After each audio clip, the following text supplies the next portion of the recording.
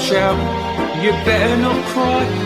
You better mask up, I'm telling you why. 'Cause Schwabi Klaus is watching. Ho, ho, ho, ho. Merry Christmas and a very great reset, everybody. It's not Klaus Schwab. It's me wishing you season's greetings.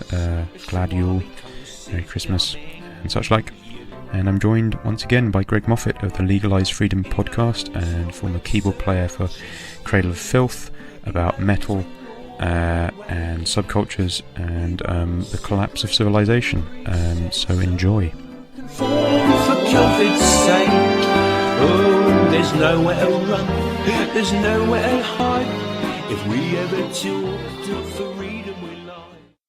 We were talking about the topic of metal over the email. And your experiences of it, because obviously you were in Cradle of Filth for a time in the 90s, and I was pretty stoked when I found that out, because that album Dusk and Her Embrace, that was one of the Cradle albums that I liked. You know, that I think that I liked their early stuff kind of once they brought Midian out.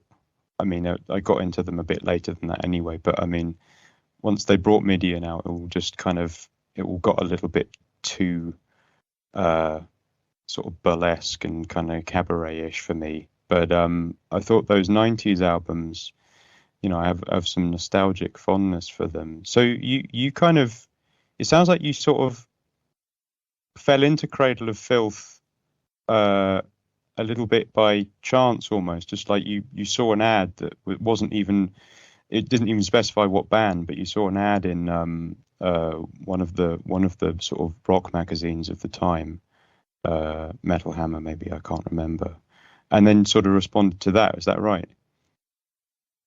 Yeah, it was Metal Hammer, actually. I've done quite a few interviews over the years, not at the time, but, you know, when in the sort of advent of the internet and, you know, sort of retromania came along, and suddenly all these opportunities arose for, you know, journalists and media producers and even just fans to create content around their obsessions. So yeah, it must be about half a dozen interviews I've done now, extensive ones about this period of time in the band's history. And so yeah, I've spoken about this on more than one occasion. It was Metal Hammer. It did not name the band. It just said name band, quote unquote. And that was code back in the day for a band that was somewhat established. Usually it meant that if you mentioned the name of the band in those circles, you know, people would go, oh yeah, I know who that is. Yeah, at the very least, you had to have an album out.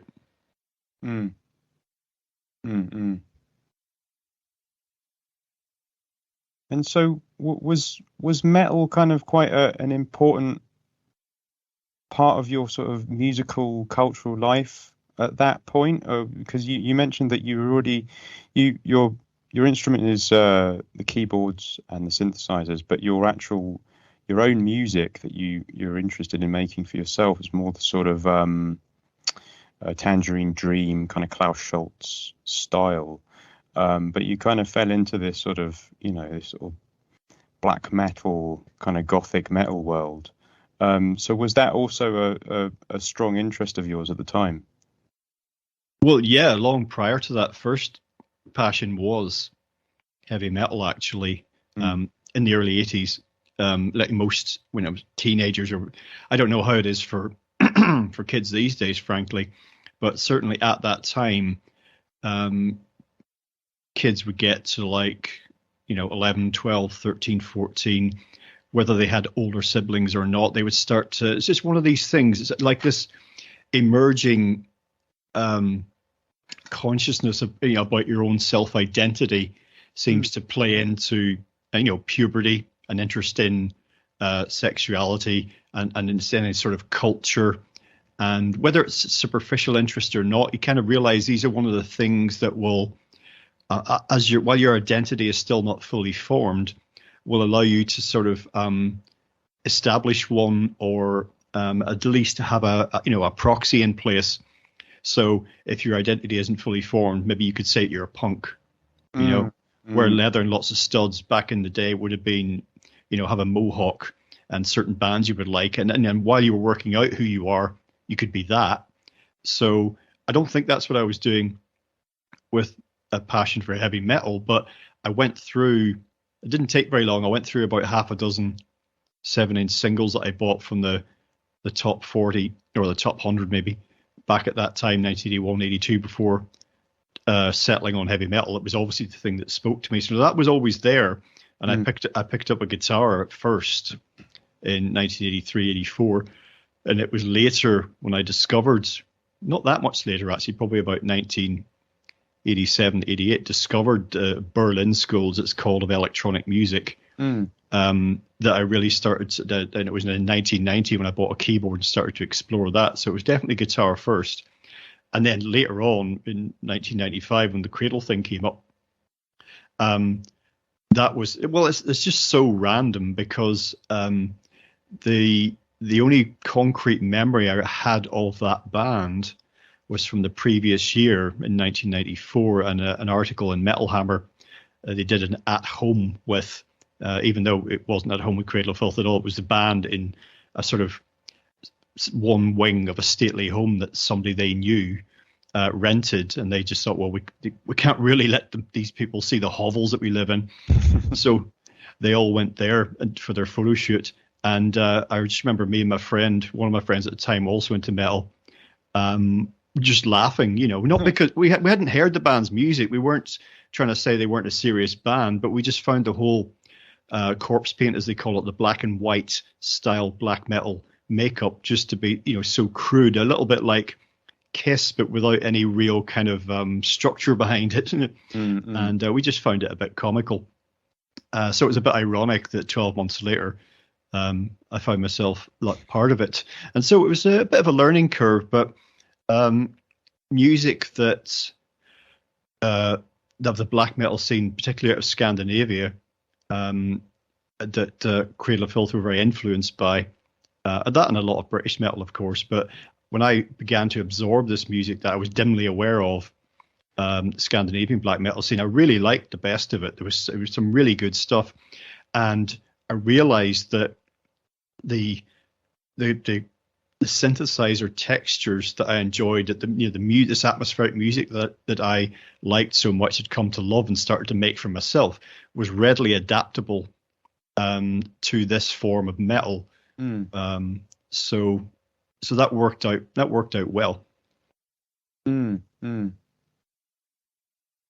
Well, it's interesting you link the sort of the adolescent sort of adherence to certain styles of music with that forming identity. This is something that you've expressed something quite clearly that I've sort of felt in a nascent form, that there's this very tender sort of vulnerable time in the early teens, and somehow our culture doesn't provide something fully, and so these kinds of these sort of subcultural identities are there on offer to sort of, like you say, fill the gap while you kind of work things out on your own. And it can be quite an important process, I think. It can also be weaponized, as I think is going on right now with sort of these sort of gender identity subcultures and things like that, where it starts to get into some quite strange territory. It's no longer like mum, dad, I'm going to get a piercing. It's like, mum, dad, I'm going to drastically surgically alter my body in some way. That's very different. Whatever agendas might be at play, or might have been at play with various musical subcultures over the decades. I mean, once we get into this whole, we just leapt from out of the very small frying pan into the massive fire. Into the massive one. So, but for listeners of my podcast at legalisefreedom.com, check out my recent interviews with Claire Ray Randall for more on the gender controversy of current times. But yeah, that's a whole other, can of worms, which we can open if you want, but that's something quite different. But yeah, weaponized is the word for it. There's no question about that. But there's, as I say, there's other things at play there. There's no question about it. That's not just trying to sell records or sell clothes. Yeah. Or offer a proxy identity for people while they work out who they really are. It's trying to almost stop that process. Yeah. There's a really important and healthy aspect to it as well. I think that.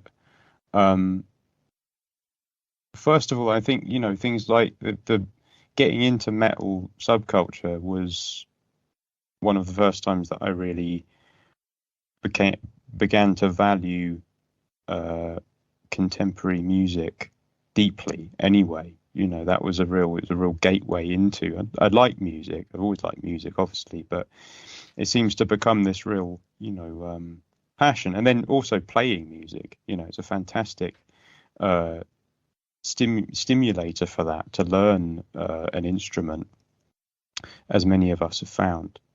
But there's also something I'm just going to sort of run this past you a little bit.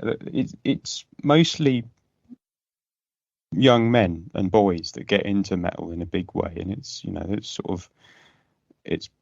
probably still the case now. I think there's subcultures now are a bit weird, as we just sort of touched on, but there are still the young metal heads and things like that here and there. But it's sort of predominantly young boys, young men that get into it. And there is a certain sort of sense of a surrogate initiation process that you go through, that I always felt that, when you're sort of 13, 14, you're acutely aware of your vulnerability. And these images of sort of scary monsters and sort of, leather jackets and sort of spikes and things like that, it's almost like an armor or a defense, and almost like the gargoyles on an old church building could be seen as sort of protective spirits. That's also the sort of putting gargoyles all around the room, in addition to sort of trying to sort of piss your parents off or whatever it might be. It is also that that recognition of the horror and danger in the world, and an attempt to sort of protect oneself from it and deal with it in some way. How's that ring true for you? Yeah, I think so. There's so many levels you could approach that on. I mean, the first thought that came into my head was there's this thing in the metal subculture, particularly in a traditional metal subculture, which is alive and kicking today, but it traces its roots to the late 70s and particularly the 80s, when metal kind of really became a commercial force to be reckoned with. Metal bands started selling millions and became MTV stars. So some of the components of the metal style, denim, leather, being the key materials, shall we say. So you have this idea of the denim vest, which is essentially a denim jacket with the arms cut off, and it looks a little bit like a waistcoat, I suppose. And this would be emblazoned with the logos of the bands most beloved of the wearer, and the common term for that in the culture is a battle jacket. Right. And you're not going to fight anyone when you wear this thing. You're going to be with your kin, and take part in this shared experience. But it's just interesting that it's called that. And of course, metal is awash with with metaphors about wars and battle and power and supremacy. And the language is very striking in that front. And it's certainly seen as, you get this with goth rock as well. The gothic scene.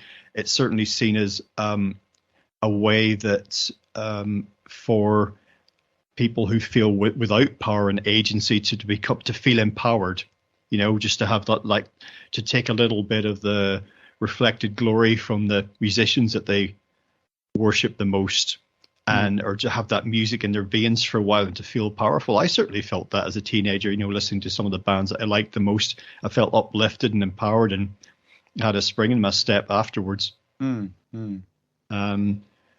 see that in the I mentioned goth rock, and I'm immediately reminded of the movie The Crow, which I haven't seen for a long time. But I mean, if I could, if I went online and started to search, there's lots of, particularly if we're thinking about movies, that are kind of like musical subculture versions of Carrie or Christine.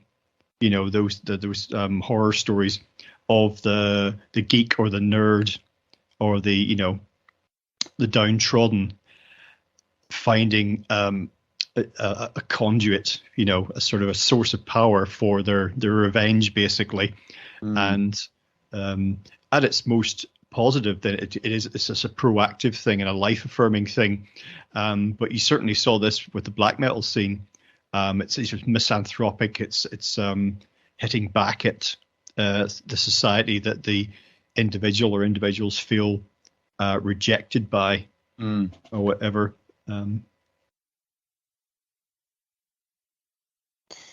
Well, that's an interesting point to sort of look at the way that metal has developed and has been, to some extent, incorporated into mainstream culture. I mean, it always had a mainstream element. Like, I mean, even Black Sabbath did some pretty extreme music for the time, but they were a big band, really, really popular. So that it's not that it's like there's this absolute fine line between mainstream and alternative, but that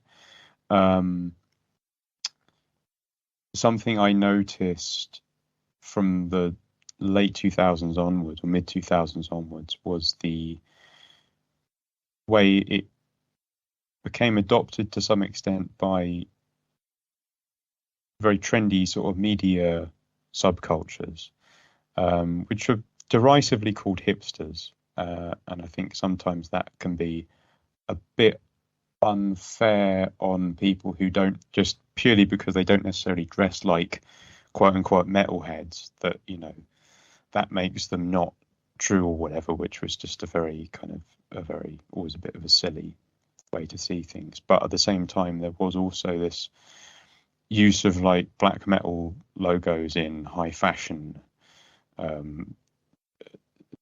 products and things, which led to some quite amusing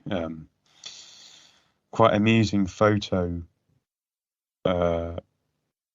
memes that went around. So like that band Block Party, there was a famous photo of him, the lead singer from Block Party, wearing a Burzum t-shirt, which kind of became slightly viral in the metal scene as being an example of this sort of thing.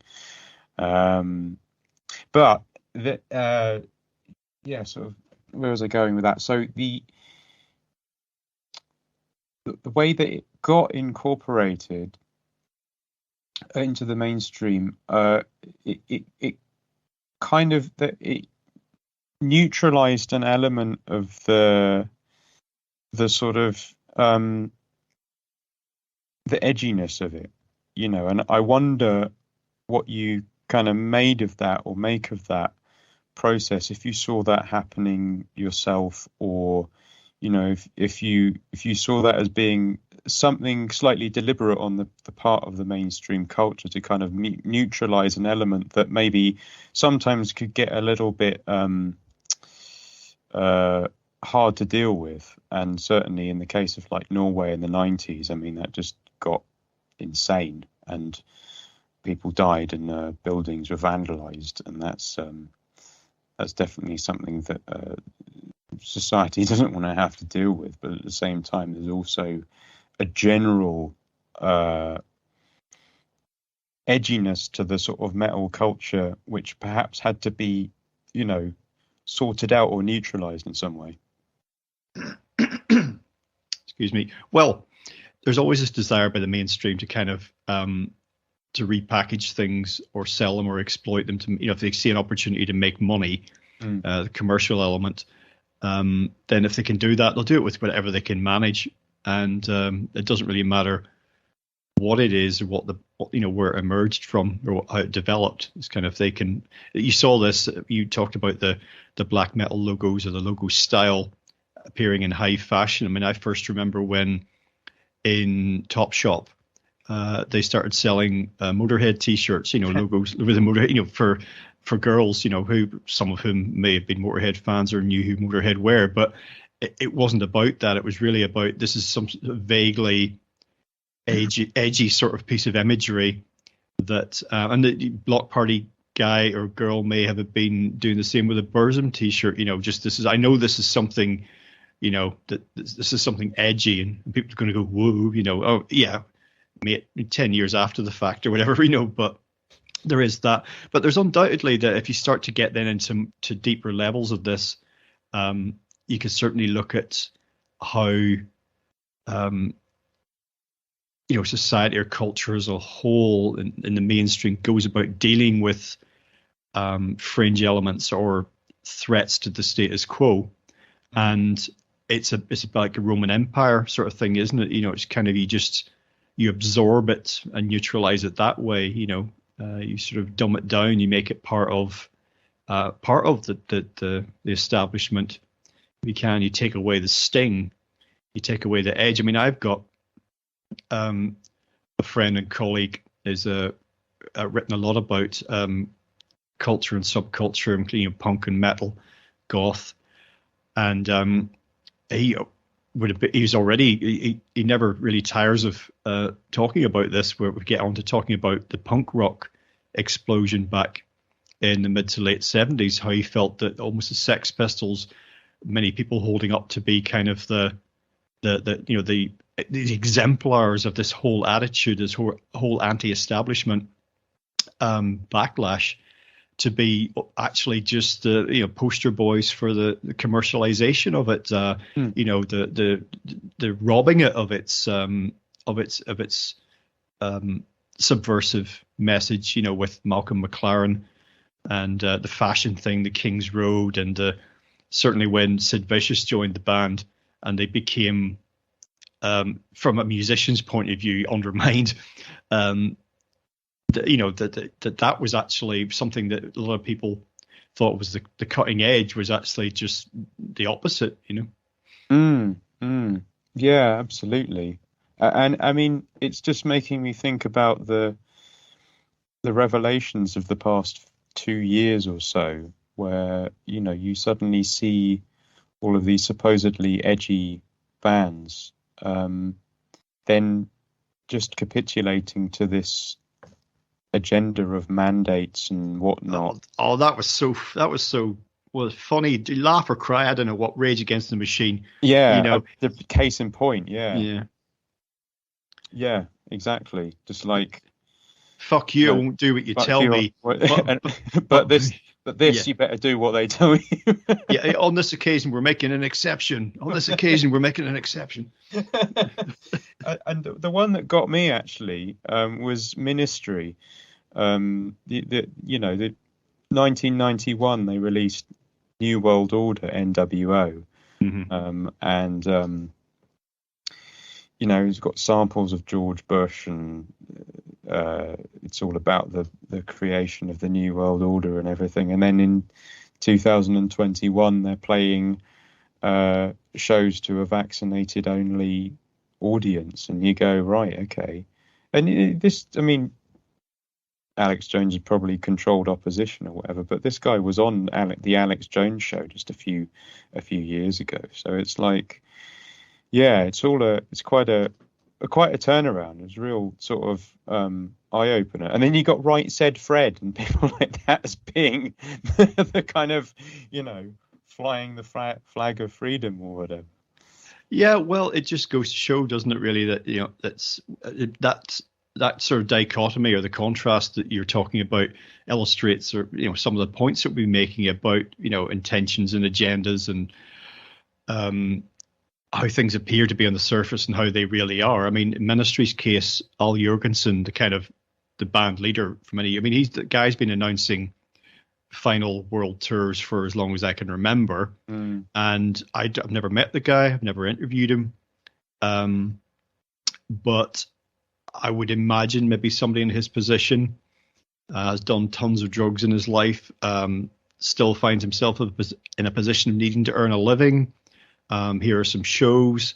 Who knows what rationale there might have been in his own mind for going ahead with something like that. Maybe he didn't question it at all. Yeah, we just don't know. But the last 2 years, or even 3 years, shall we say, has been very illustrative. It really has been a great learning process when we've seen, people behaving in ways that we did not expect, contrary to what we would have expected, and other people, on both sides, what we would consider to be, I don't approve, I don't agree with this person.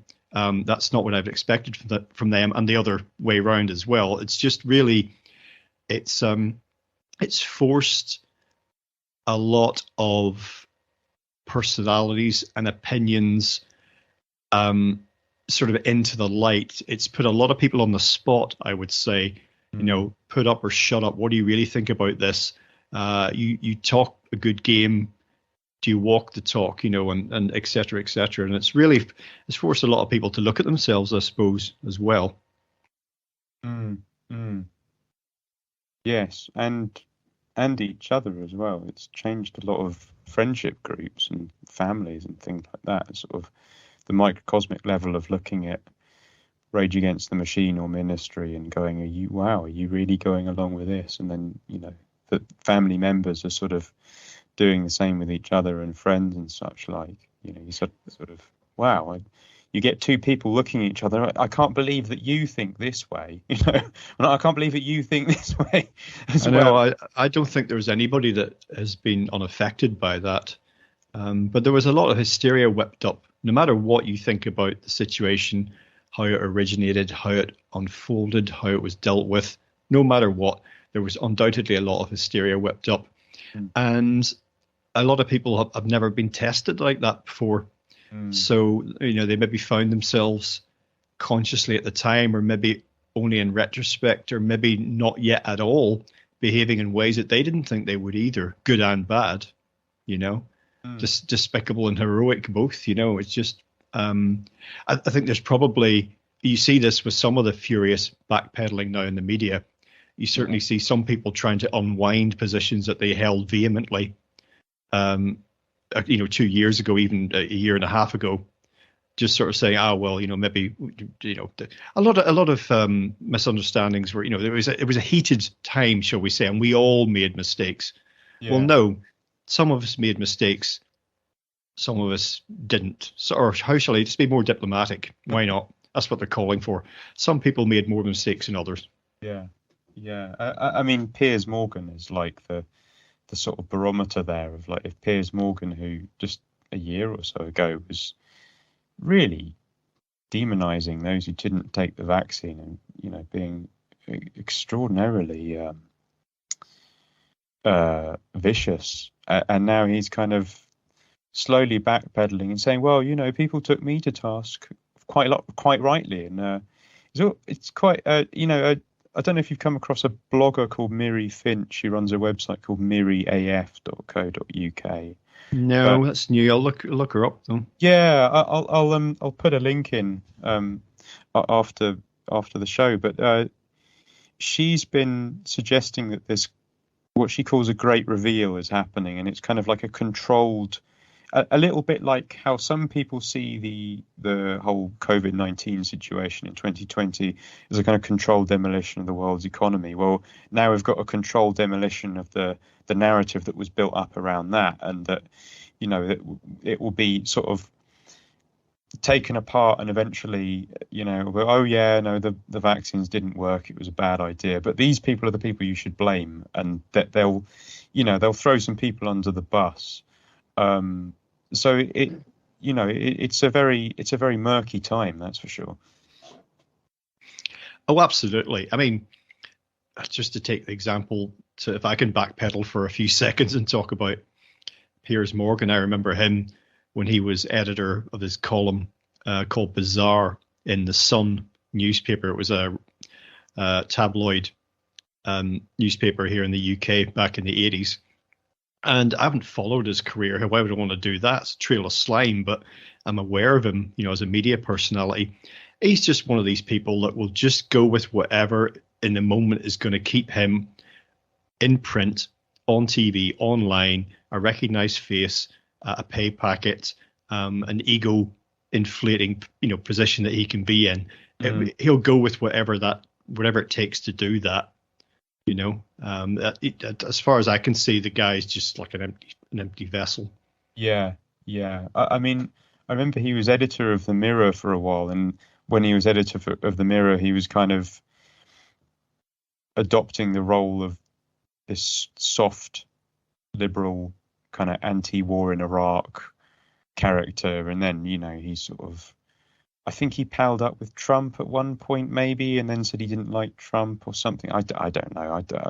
Again, I haven't really followed his career like who'd want to, but he is one of these people that will just spout whatever opinion they tell him to. But if they're telling him to sort of spout this opinion now, that it does suggest that something, either there's too much evidence really for the mainstream to ignore now, or there may be a deeper game at play here. I just don't know. I think the complete collective madness is the most coherent narrative I can come up with on the part of the elites and the crowds. I think everyone's sort of lost their shit a little bit. Well, at this stage, I'm putting this in as an aside, as a little plug. I'm not trying to necessarily steer the conversation in this direction per se, but this coming Monday, there'll be 4 Irishmen, myself, Thomas Sheridan, John Waters, Christian Morris.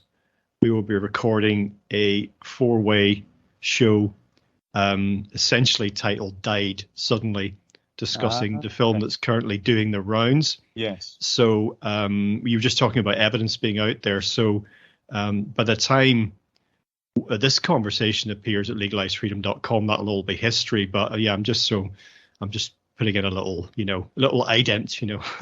Yes. Well, I just without sort of spoiling the any elements of the conversation ahead of time.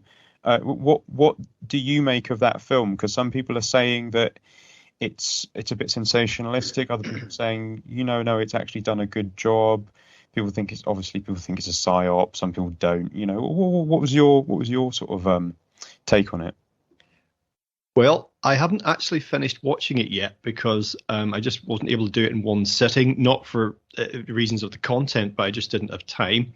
But out of the box, I have issues with it. The first thing I thought is, why is the opening sequences full of footage representative of well-known, what get categorized as conspiracy theories, not things that are necessarily not true or have been debunked or whatever. But if you look up, Google conspiracy theory, these different things, with JFK and 9/11 and all these things come up contested and under the banner of conspiracy theory. For me, if I was making a film about this, I don't need any of that. I want to be just with what I've turned out as facts or what appear to be. I want evidence, very tightly edited, very specific. In order to do the job of what I imagine the film would be, is to persuade people to think differently about these events of recent times. And I just found it a bit hyperbolic and a little bit sensationalist and just unnecessarily so. But I'm going to reserve judgment until I actually finish watching it. And I've certainly read articles and reviews from people that I respect, who have been mostly for it and also mostly against it. So yeah, so we'll see what happens. But our purpose for having this sort of forum is to just explore that and see what we can learn from it, and perhaps encourage more thought and debate with people who haven't seen it and those who might be thinking about seeing it.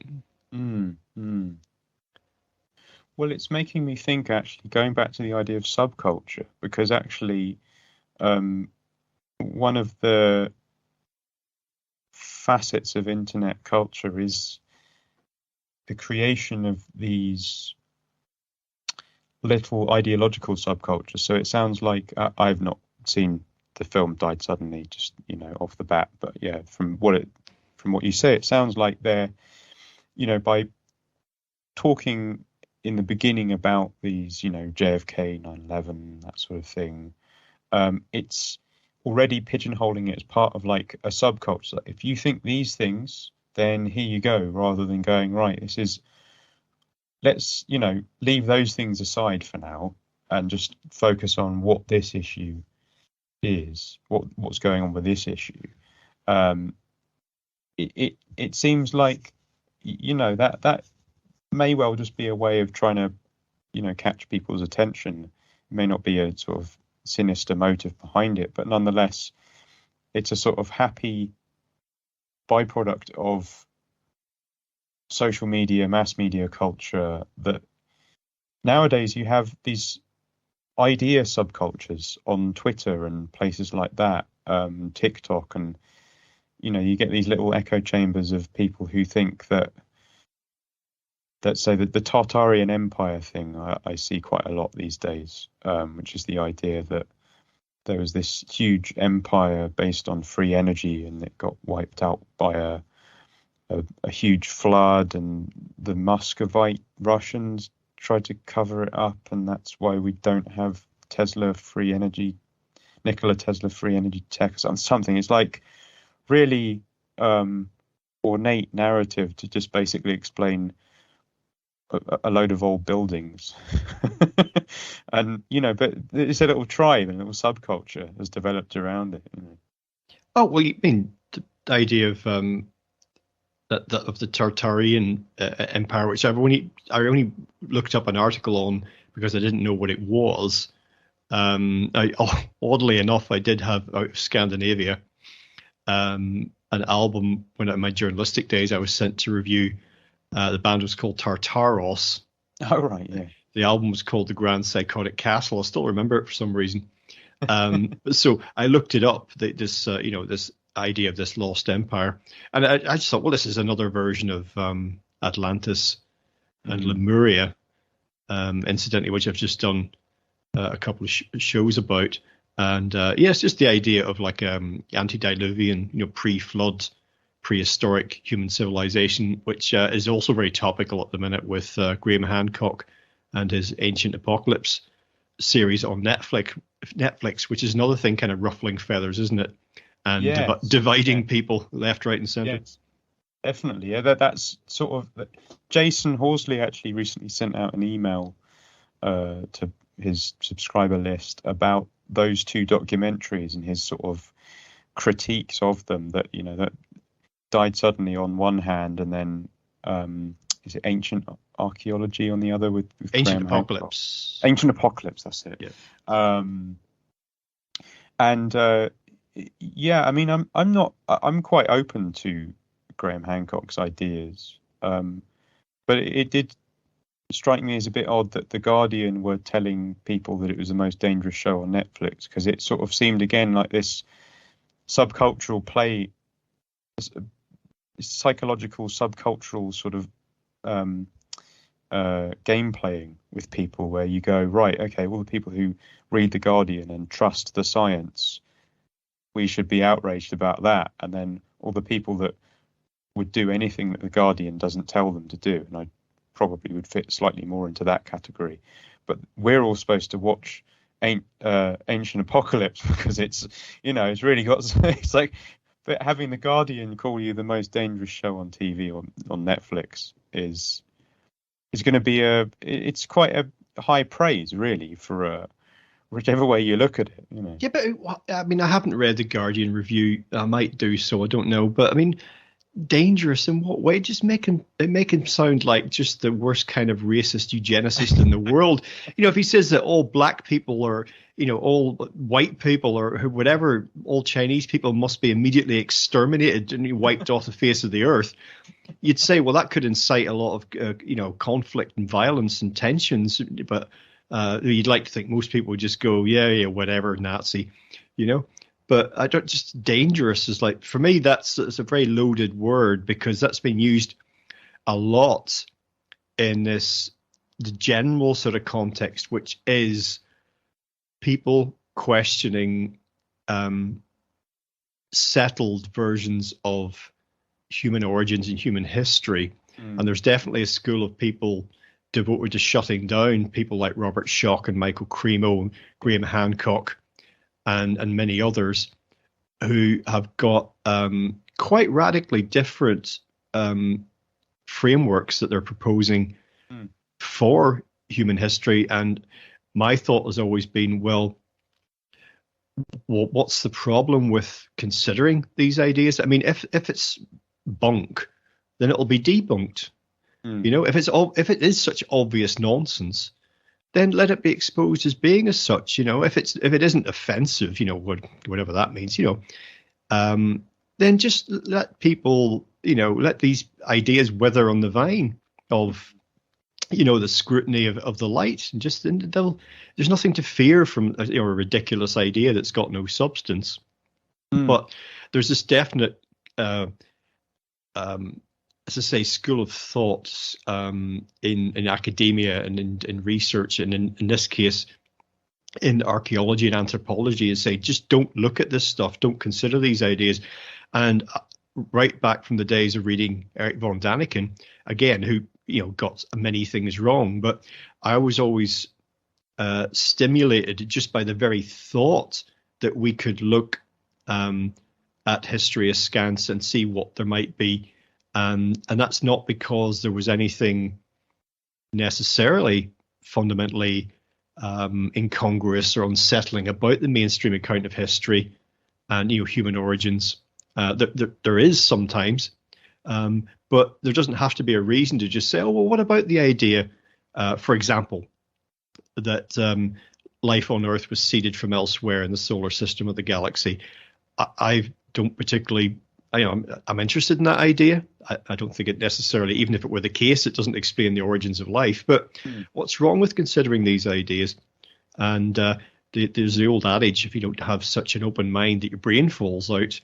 But I think this is often used as an excuse to, because there is so much hysterical sort of nonsense and just and crazy sort of, the flat Earth thing being a case in point. There is so much of this online now, and everybody has their opportunity to grandstand, and all anybody really needs is a bit of a budget, and they can have the most flashy looking website and publications you can imagine promoting their ideas. But that we have to try and use our discernment and our own, particularly as individuals, I think our own experience and intelligence to sort through this, and not be afraid of encountering new ideas, and without the need for moderators and gatekeepers in the mainstream. Yeah. Well, I was speaking to an archaeologist on this show a few weeks back, an anonymous archaeologist goes by the name of the Stone Age Herbalist. And, we were talking about Graham Hancock at the end of our conversation, and he just said, I'm not particularly into him, and I don't necessarily agree with what he says. But at the same time, if it's so important to someone, the idea of Atlantis and lost civilizations is that important to someone, I'm not really interested in debunking it, because it's like, well, sure, go for it. And I think that the Guardian piece, it seemed to be sort of, implying that in this age of misinformation and anti-science views, that something like ancient apocalypse is, making people, it's essentially, it's about making people question the experts. And the experts themselves don't like that. If they're particularly invested in their ideological or indeed sort of financial structural integrity, that it's just verboten. You can't question what the orthodoxy, the mainstream orthodoxy, are saying about this. And I think it's whatever. I haven't really watched Graham Hancock's show. I haven't really read many of his books. He strikes me as probably he's onto some quite interesting things. And like you say, if it really is just absolute nonsense, well then, let it be nonsense. Like don't why stress about it? So I think it shows a certain insecurity on the part of people who really get riled up by these things. Oh, it really does. And there's definitely something going on beyond a desire to, in the part of mainstream academia, particularly in archaeology, it's rife there, to preserve tenure, grants, just general academic status, getting published, being taken quote unquote seriously. There's something more than that at work, not far below the surface. And it really is, even beyond not questioning experts, it's something, fundamental. We do have in our modern age, I think, a misapprehension of our true nature, and our origins and evolution are part of that. And there's certainly some force or forces at work that would seek to prevent any too much inquiry into that because of what it might teach us about who we are and what we're capable of and where we might be headed. Yes. Well, it's an uncomfortable prospect for those who are invested in, say, the idea of progress, that the idea that perhaps, relatively advanced civilizations, maybe not with quite the same kind of technology that we've got, but maybe with other forms of technical ingenuity that, are unfathomable to us in some way now. Those may have existed, and their existence is now their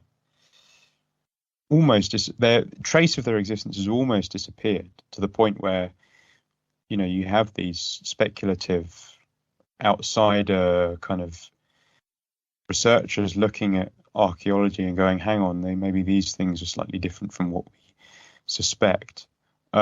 It's a little bit uncomfortable to us, perhaps, from our perspective of, oh damn, what if we ended up like them? And there were sort of legends of these great empires that had flying machines and mysterious tablets that they could communicate with other people over great distances through these tablets and that sort of thing, because people invested in the idea of kind of modernity and progress, it's very hard for them to think outside of the box that that's just going to be the state of play forever. We'll just eventually probably either get to the stars, or if climate change gets us, then I don't know, whatever it is. Yeah, well, there's this great rise and fall in civilization and human affairs that we can observe just in the last few millennia of history that's reasonably well preserved and documented. You get past a certain point, say even to which Hancock speaks about in his series, Göbekli Tepe, the famous archaeological site uncovered in Turkey, dated conservatively 10,000 BC, now probably more like 14 or 15,000 BC. We go back to the last ice age. Beyond that, things get very murky indeed. And also I would say to listeners, who are not aware of the work of John Michael Greer, he's been one of the most frequent guests on my show throughout the years. He documents this ad nauseum while basically being an optimist in terms of like that our species will go on. He's observed that, but we go on through good times and bad, and we do have this history of rise and fall. And his contention is that we're currently going through an unwinding of a civilization. In our case, contemporary industrial civilization. That we're on a downward curve, or as he presents it in his work, a step down process. And I think we can observe this in development. Certainly, that is to say, you have a fairly sudden or sharp drop in our fortunes and prospects. Some bad things happen, whatever it happens to be, wars, energy supply problems, economic crises, social crises. And then things sort of stabilize somewhat for a little bit, and people are like, whoa, you could say, but we're currently we're doing that in response to the events of the last 2 or 3 years. We're at a kind of a little bit of a plateau, just regrouping. But then things, take another step down, but that's how we manage the process, because it isn't just a vertiginous plunge. Yeah, exactly. And that ultimately, certainly not in the lifetime of anyone listening to this, well, it depends how long this audio survives, I suppose, but 200 years from now, 300 years from now, maybe it might even be 500 or 1,000 years from now, there'll be a renaissance, which we've had in the past, and there'll be a flowering of a new version, a relatively technologically advanced version of human civilization that might have some things in common with ours, may have very little. And again, we see that from past civilizations. Certainly, if you and I emerged now into the heart of Rome at the height of the power of the empire, there would be many things to us that might seem relatively primitive, but I'm sure there would be some amazing sights that we could barely comprehend. How did they do that? There's a door, a huge iron doorway in Rome that dates from the high Roman period, and it's stayed intact. It's so well balanced that the thing is, could probably stand 3 or 4 men up to the top of it. But it's so well balanced that one person can push it open and shut it. And this is 2,000-year-old technology. They had central heating, and it took us lot quite a few centuries to get back up to the level of Roman technology. In many ways, then we surpassed it and innovated in our own ways, but it took a long time. And the catabolic collapse is the Greer essay included at the end of The Long Descent, which I can thoroughly recommend to any listeners who haven't read it. It's came out in 2009, but you can really relate everything that it predicts to have things happening now. Well, you look at the ceramics and the pottery owned by the average person in Roman times when the going was good, compared to the similar vessels, everyday drinking and eating vessels and whatnot, 200 or 300 years after the empire kind of, collapsed. Again, that wasn't an overnight thing. That was gradual. And the later pottery is so simplistic and so crude by comparison. The quality is relatively low because the know-how had kind of been forgotten and lost. People were focused on lower down on the hierarchy of needs, like more in basic survival. They didn't necessarily have room for that. The ornamentation and the ostentation that an advanced civilization does make room for. And of course, the Romans had, maybe yourself or listeners can correct me if I'm wrong, I believe that they developed a steam engine, but they didn't really see any particular application for it, so they didn't pursue it. Yes, I have heard this. In fact, that the technology for a steam engine and for rail-based locomotion existed in the classical period, but they they just didn't put them together, and just sort of like some inventor made a steam engine, was like, well, that's pretty cool, but I've no idea what you do with it, so just kind of left it. Maybe, got a dinner party at his house, just showed some friends. Look at this thing I made. Could you do with that? No idea. But yeah, and I think they had reels. They had reels to move stuff around on. They had wagons.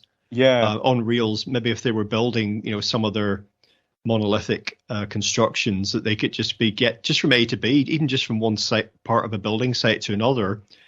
Just have some runners, like you would have a camera on, in a film studio, just to make it smooth, go across the studio floor. They just had this maybe on the building site, but put that together with the steam engine and extend the reels for 1,000 miles, and what have you got? Exactly. Yeah. I mean, sort of going back to bringing this into the discussion of subcultures, music and stuff, and I think even that process of contraction you can see a little bit in culture and pop culture, because in the 20th century you had this sort of explosion of rock and roll and jazz and then blues and acid rock and funk and heavy metal, and then all of these hip hop and all of this stuff just churning out. It seemed like every decade there was a set of new developments that you could catch on to, and different youth could kind of cling to as their own, and it was sort of all cross-pollinating. And now it seems a lot sparser in terms of there aren't really many innovations. I got a 17-year-old guy I know to play me some of the things that his generation are listening to. It's basically just weird hip hop. Some of it's kind of interesting, some of it's I'm a bit too old for, but it's nothing really that new ultimately. And a lot of young people are also listening to bands from the old days, particularly if they're into sort of rock and roll or metal or whatever. We're at a funny point, because I feel like subculture and pop culture hasn't learned how to respond to the contemporary situation fully yet. Are you aware of any sort of musicians at the moment who are really kind of strike you as being really fresh and relevant to what's happening? Not off the top of my head, not really, because I stopped writing about music several years ago. So I no longer could consider myself an expert even on heavy metal. But interestingly, John Michael Greer, his most recent column, is about rap and poetry. Yeah, and he talks about how rap is its early stages, and that maybe some of the epic poems of the deindustrial era will occur in a century or two from now from the mouths of rappers. But no, I mean, and this observation about the sort of paucity of new ideas for me first started back in the late 90s, when I was seeing a lot of recycling, particularly in the metal scene, just from my own experience, but in general of stuff from the 80s. And I thought naively at the time, well, we've got the millennium coming up, 1999, 2000. Maybe when we get into the 21st century, it'll provide some kind of impetus, for innovation, and people will want to, slough off the baggage of the previous century. How wrong I was. And I used the phrase retromania near the top of the hour, and I'd recommend Simon Reynolds' book of the same name. But if anything, that the ransacking of the past, of the subcultures of the past, just went into overdrive. Yeah, absolutely. And so, and that has continued, but we're almost at the point now where, that's been burned through, and you're now getting imitations of imitations of imitations. Yes. And so I don't know what that says really, beyond the fact that this, again, it can be taken as a marker of overall cultural decline, end of an era, and civilization's end, the things that people become obsessed with, such as, for example, at the end of the Roman Empire, they had this strange obsession with celebrity chefs, celebrity cooks, which that you can see that mirrored now, and just just a general feeling of like what next, of just like playing the same record again and again, and it's just wearing out. It sounds a little bit more crackly and a little bit thinner each time. Exactly. Yeah. Well, I was just writing a piece partly in response to something I saw via Twitter, which was this article on a website called Inflamer Media, and it was called Britain 2050 Rogue Nation.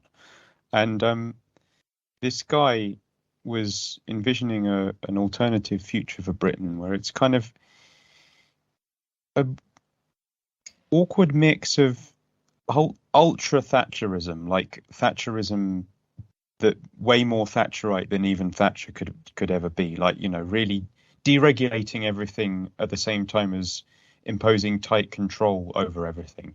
And it was all just like, we're set about recreating the British Empire, but in space, and we've got these health pods that just cure every disease automatically. And it's just really like, oh wow, if this is, and this guy is getting some traction. He's been on GB News. He's someone wants people to read his stuff, and it's like, I was like, wow, if that's the sort of, if that's one of the best visions of the future that people now can come up with for Britain, then I think we're kind of done for as a nation. It's like we're just rehashing ideas from the 30s. That sounds like a really good parody, but it's not, is it? It's as far as I could tell, it was actually real, and it was just really like, oh wow, this is like sort of, a kind of, it's like the Jetsons meets Enoch Powell. It was like. Yeah, no, it does. It sounds like he's got the outline for a really good spoof there. A bit like there's been various spoofs, haven't there, a bit of like futuristic visions of the world where they've taken that Jetsons, that post-war, that 1950s vision of day trips to the moon and domed cities and flying cars and kind of sent it up. Yeah. It reads like that, but yeah, it's actually serious as far as I can tell. And I just think, what does that say about where we are? It's like, can people really not come up with a better strategy than just to sort of hope that science will solve everything and that a benevolent elite will kind of take power to sort everything out? And it's it made me think that people must feel quite disempowered to be still thinking like that, when actually it's down to us really in our own individual actions, and forging networks, like what we've done via the sort of the podcast scene is forging networks with each other and with people like Jasun Horsley and John Michael Greer and and Kunstler and people like that, and kind of at least pulling together some ideas and going, well, what's really going on here, rather than just hoping against hope that our sort of Jetsons future comes to pass. Yeah, and I think this is something that we need to work on, actually. And was it Thomas Sheridan that said recently, I'll check in with him in case I'm crediting him wrongly, or crediting him instead of someone else, that that we need to work to develop this more, this network of voices who don't necessarily agree on everything. That's not the point. That's the kind of the bane of the mainstream, really, isn't it? Consensus. Yeah. Dissensus. Actually, doesn't Greer talk about dissensus? He does. Yeah. Yeah. But because as time goes on, this will become more valuable and more necessary, I think, to have those connections, because I think there's a tendency for, like, Alex Jones is a good example. Not saying we should team up with him. I listened to Alex for many years, but then I just got tired of it. Just got worn down by it. Yes. But he's someone that's sort of like lone kind of maverick. He's built up this big. I don't know how he's getting on with his multi-million-dollar lawsuit that people are pursuing against him. But he built up this whole brand and himself, as an individual, albeit backed by a big team, all off his own back.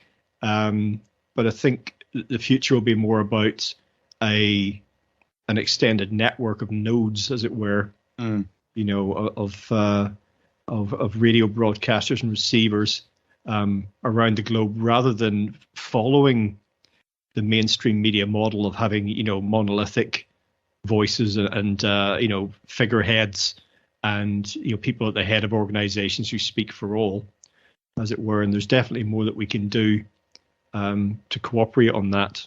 News to follow, listeners, but particularly I think, as again, this may not become a big issue in our lifetimes. I think the jury's out here in terms of technological infrastructure, because we could see the communications that you and I are exploiting now in the internet, etc., global, instantaneous, 24/7 communication. That could go on pretty much as it looks now for the foreseeable future, but it could also catastrophically fail in part or in whole at any given time. I'm not predicting or foreseeing that, but it is possible. It is possible. So I think in those sorts of eventualities, and Greer's talked about ham radio as well. That having this decentralized network would become more important.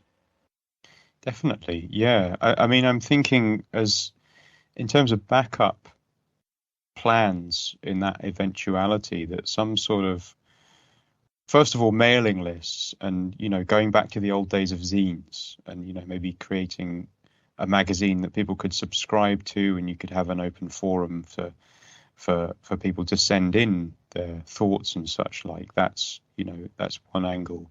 Ham radio is another one, and that's been on my list of things to explore for a few years now. But it's quite a big hobby to get into, as I understand it anyway. It's sort of, you get these guys who are real ham radio enthusiasts that they've got a whole mini tower system in their house and that sort of thing. But it's a viable option. It's low energy intensive, and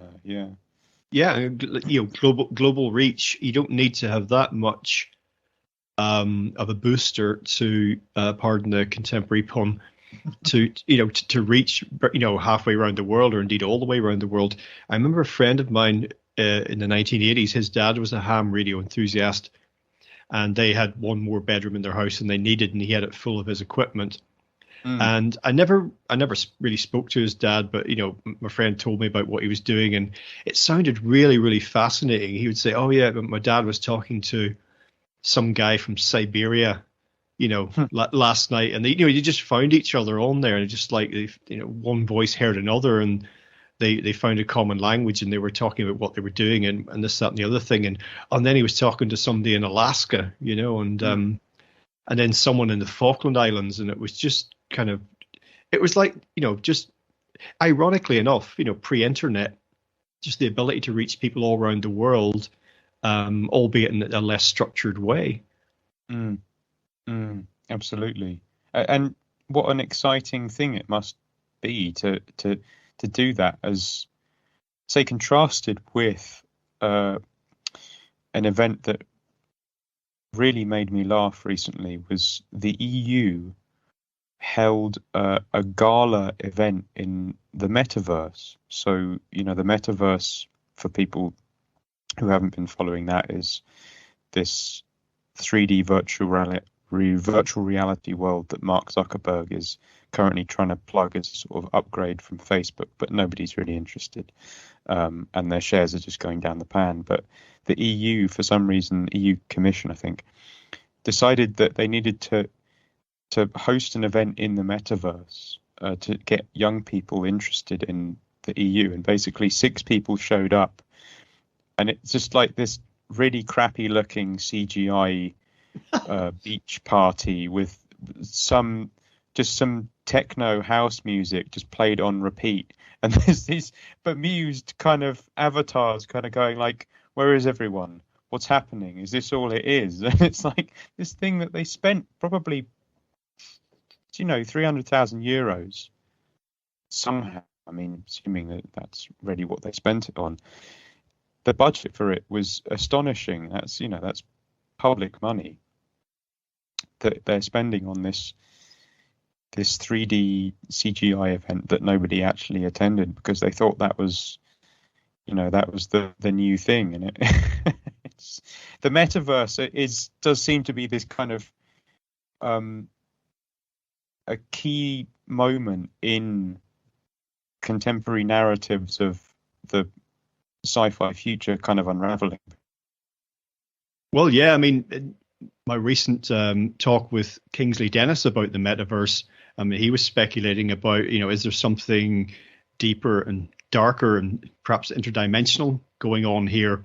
And that maybe the, stories in the mainstream about the meta share price are a bit of a distraction to keep us thinking, oh, all of this isn't really working. It's a bit of a disaster. It looks, as you say, like an old shitty 1980s graphic, beach party, and nothing's really going to happen here. But maybe in the background, beneath the surface, the agenda rolls on. But I mean, for my part, virtual reality is interesting, in the way you might watch a movie or read a book. It's something to do on a rainy evening, but it's not a substitute for life. It's not a place where life as we know it actually takes place. I want to taste the food and drink the drink, touch the girl, feel the rain and the sun on my face and the wind in my hair. And you can't do that in the metaverse. Absolutely. Well, I think probably a good note to wrap things up, returning to material reality. It's been great to talk to you, Greg. This will probably go out in sort of a few weeks' time. What conversation should we look out for on Legalise Freedom in that time that might be online by the time this goes out? Okay, well, talking about virtual reality, metaverse, technological developments, transhumanism, the technocracy, all of which are the subtext to the last 2 or 3 years. I'll be speaking with James Tunney tomorrow. I've had him on a couple of times. He's been really on. Interesting. Yeah, he's fascinating. He can speak about anything. He's been on New Thinking Aloud with Jeffrey Mishlove so many times, and it just keeps getting. I mean, the guy, is there anything he can't talk about? So that's coming up. And then the aforementioned 4-way Irish roundtable forum about Died Suddenly. We're going to release that, all 4 of us, across all of our channels simultaneously. So that's to look forward to. I've got a show before Christmas. There'll be grey aliens and artificial intelligence, bringing together speculation about ET and artificial intelligence agendas. And also on New Year's Day, a fascinating show on dreams and their purpose, the origin, purpose, future potential, and are we just living in a dream at the moment? Fantastic. All sounds good. Well, look forward to those, and look forward to our next conversation. Thanks for joining me, Greg. Thanks so much, Luke. It's always a pleasure. Klaus is watching your town. Oh, he's making a list. AI's checking it twice. He's gonna find out who's naughty, who's nice. A Schwabi Klaus is dumbing you down. Your web search history. He knows when you're awake. He wants a great new reset, so conform for COVID's sake. Oh, there's nowhere to run, there's nowhere to hide. If we ever talked of freedom we lie, the Schwabi Klaus is grinding you down. Ownership's offensive, private property is free. We'll make sure that you own nothing and that you'll be happy too. What? You won't have a home, you won't have a car. What you'll have is a lease to use, and so far predicated on social score. It basically means that if they don't like you, then you do